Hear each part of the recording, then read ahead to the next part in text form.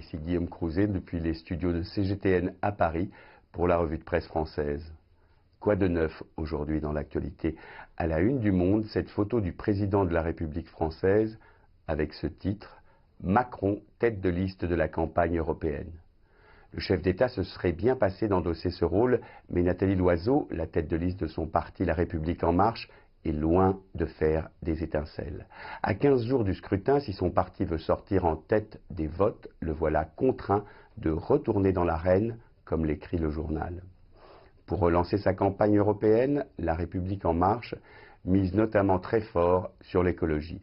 Espérant sans doute récupérer certains de ses électeurs verts, son programme qui vient d'être dévoilé réclame notamment que l'Europe investisse d'ici à 2024 1000 milliards d'euros pour la transition écologique. Toujours dans le monde aujourd'hui, le supplément Science dévoile le dernier et ambitieux projet de la Chine, mettre une centrale solaire en orbite. Celle-ci, d'une surface à définir de plusieurs hectares à plusieurs kilomètres carrés, serait installée en orbite à 36 000 km d'altitude où l'ensoleillement est quasi perpétuel. L'énergie récupérée depuis les panneaux solaires serait envoyée sur Terre par le biais d'un rayon laser ou de micro-ondes. La construction d'un prototype a d'ailleurs commencé dans la ville de Chongqing pour un lancement d'ici à 2025.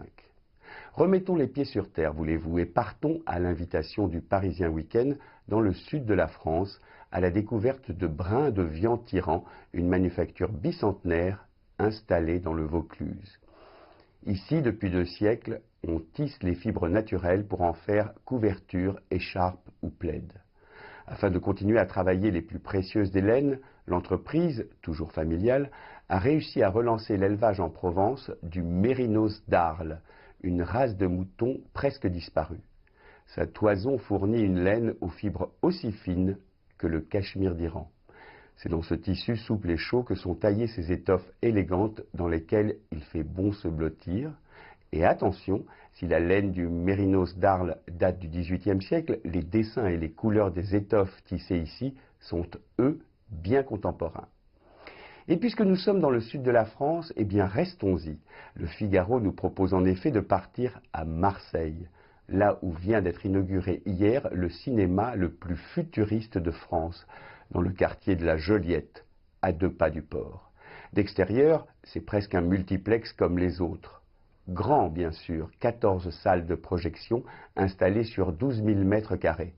Mais ce qui change, ce sont les salles à l'intérieur, qui renouvellent la façon d'aller au cinéma.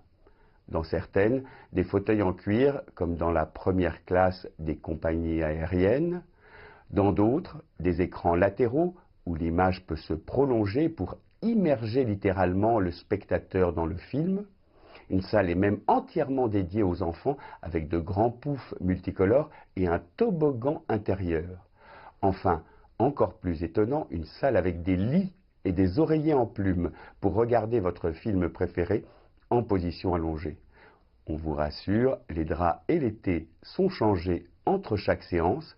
Reste qu'il faut que le film ne soit pas trop soporifique, sans quoi vous risquez de gêner vos voisins si vous plongez du nez et vous vous mettez à ronfler. C'était Guillaume Crouzet depuis les studios de CGTN à Paris pour la revue de presse française.